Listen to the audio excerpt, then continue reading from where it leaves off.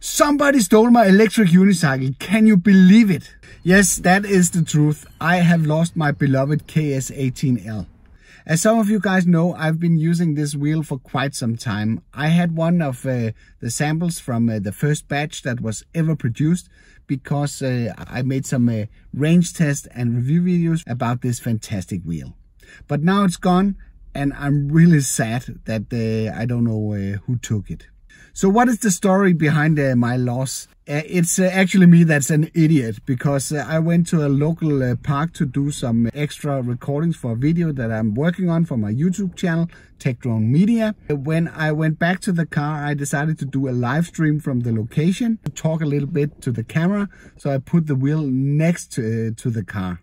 So while gearing down, taking off all my safety equipment, the phone suddenly rang, and answering this, I just closed the trunk and stepped in the car and started driving away without the wheel, leaving it behind.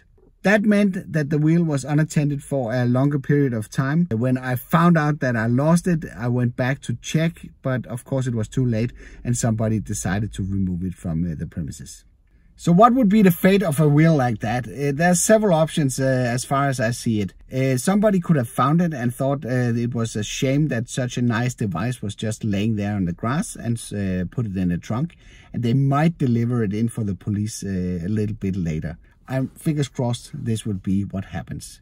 But you could also run across somebody that thinks this is nice, now I got a new unicycle, but they don't have the charger for this. And this means that this is the reason why I've reached out to several of the dealers in Europe, because they will most likely purchase a charger from there to be able to charge the wheel.